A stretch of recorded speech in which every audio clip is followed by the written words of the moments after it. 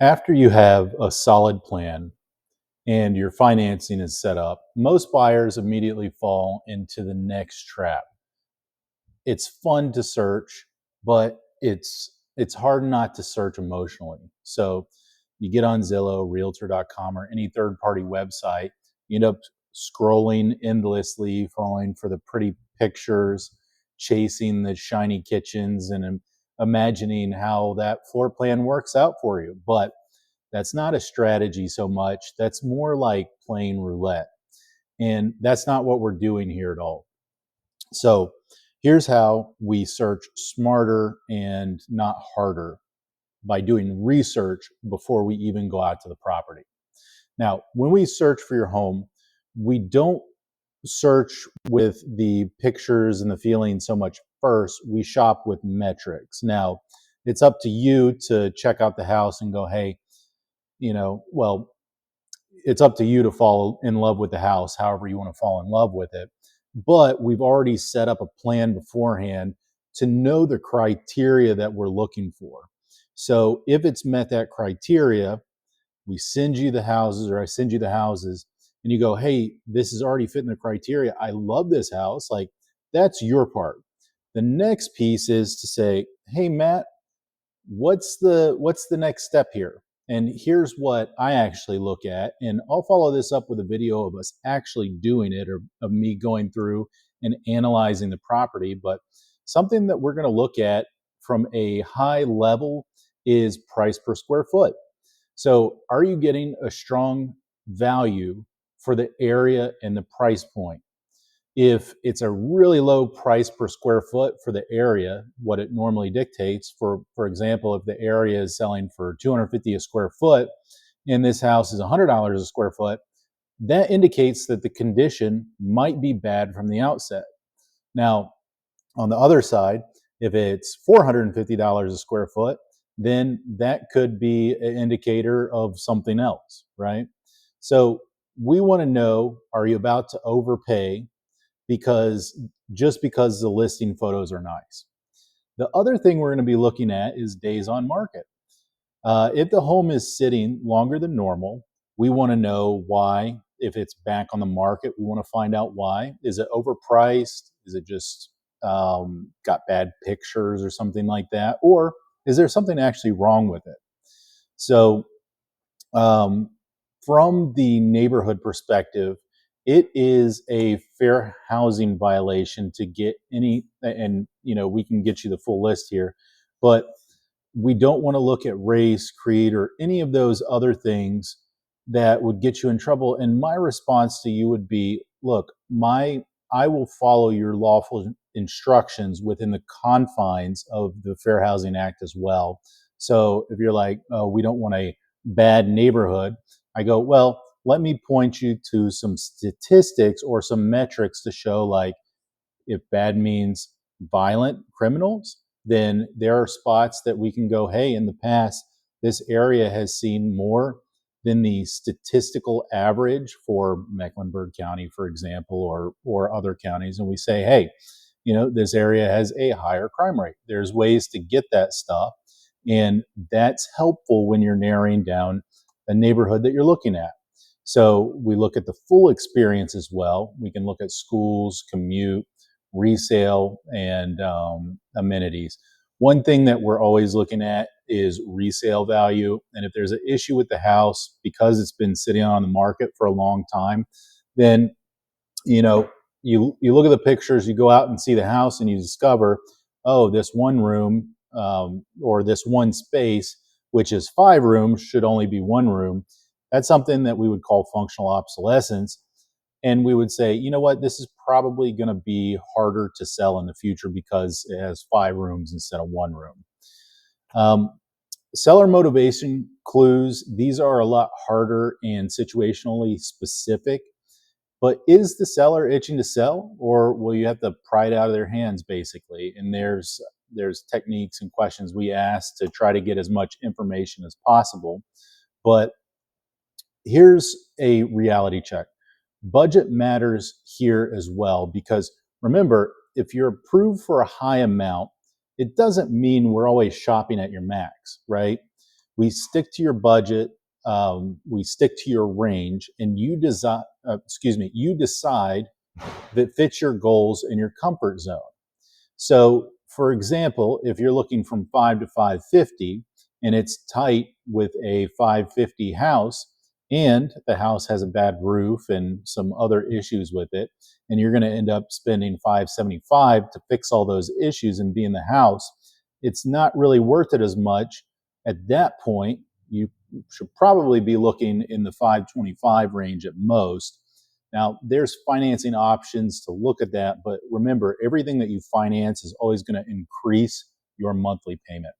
So, other agents could try to upsell you on that, but once you start looking around, showing you the more expensive homes to stretch your emotional attachment and get you to spend more, I don't do that.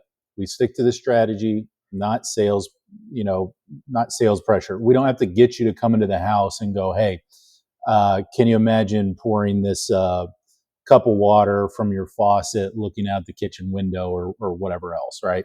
You fall in love with the house based on the foundation of setting up the criteria. And then once you like a house, you say, hey, what's this house about? We analyze it before we go to the property. And that's how you know you're even making a good decision before you get there. So sometimes there's information that you can't find, and those will be pretty rare scenarios. But if we run into those, then we'll navigate that. Here's another thing that smart buyers know when they're looking at houses: about 40% of the homes in the Charlotte market today that are available are new construction homes. Okay. New homes, here's a little plug for them. They can be an amazing opportunity because they typically come with warranties, different types of warranties, including workmanship. Um, Bigger builders have better warranties, I've typically found, and then more specialty builders have better warranties. But there's a range. So typically, it's possibly a 1 year workmanship, 2 year systems. Sometimes there's a 5 year water penetration, and then there's a 10-year structural warranty. There used to be 15-year structural warranties, but those are pretty much done away with. And those could ebb and flow depending on how the market's looking. So, on top of that, you don't have to question how old the roof is, because it's coming with a new roof. It's coming with a new HVAC. It's coming with plumbing. And there's also manufacturer warranties on top of that. So there's fewer unexpected repairs when you move in. Now, there is we'll probably create a module just specifically for new home builds, but there's a lot that goes into a new home build process, from the point of negotiation all the way to the different, pre-drywall inspections. There's a Then we do something called a blue tape, and you get your full inspection. Typically, the builder is going to respond well to things that they have in the inspection report that they need to correct. Sometimes, they're kind of driving the car, so to speak, but it is definitely worth it to go ahead and get inspections on new home builds, including doing the blue tape process. In the past, we've caught things that could be, 10, 20, $30,000 issues potentially if they weren't corrected at the very beginning. But overarching idea here is builders are in the business of maximizing their profits. Of course, they want you to have a good experience, but it's more maximizing profits, not necessarily getting you what you need. And I say that very loosely, with the caveat that they want you to have a good product, but it's also a for-profit business, right?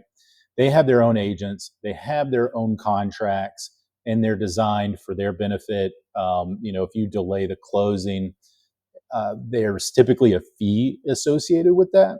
So that's for their benefit, not yours. And you need to be aware of all these things with a new home build. That's why really you need expert representation when you're buying new construction. And yes, that's we do that well, and typically the builder pays for it. So we apply the same strategy to new builds as we do on resale homes. It's a little bit different of a process, but we look for incentives, timelines, making sure your deal is protected, and also accounting for typical delays in the new home build arena. So here's how our smart search works there. Just in general, here's how we help you with the overwhelm. We want to define the real criteria and the must-haves, the necessary things, not not necessarily nice to have. There's deal breakers out there, but I personally screen these homes against your criteria, and it's going to save you a lot of time and stress. We'll visit, some good homes out there. We'll make sure that it matches up, good time for what you need. No confusing or exhausting like marathons of going to see 20 or 30 houses at a time. Each tour we gets kind of a scorecard. It gets price, condition, fit. I give you that verbally at each house we visit. And now it's possible that you see a house and you fall in love with it instantly, right? Sure, that's okay. But the goal is not to just fall in love. The goal is to fall in love and be smart while you're falling in love with it, right? We're going to match the heart and the head, and that's how you're going to make a decision that you're proud of for years and not just for months, right? Because the worst thing is you getting in there, you regretting the process and going, what did Matt let me do? Obviously, you're the home buyer and you make your decisions, but we don't want to smooth out any of the bumps, so to speak, or concerns or brush over any past whatever your buying process is. And we want to make sure we address that to make sure you're getting exactly what you need. And that's my long term business plan, just in general. So now that you know how to search the smart way, next we're going to tackle the next big step. Actually, I'll probably throw in another video about how I analyze a home or two just for your viewing pleasure. And then in the next module after this, we'll talk about structuring an offer that wins without necessarily overpaying, even though it's very situationally specific. So I'll see you in the next videos, and I'll see you in the next module.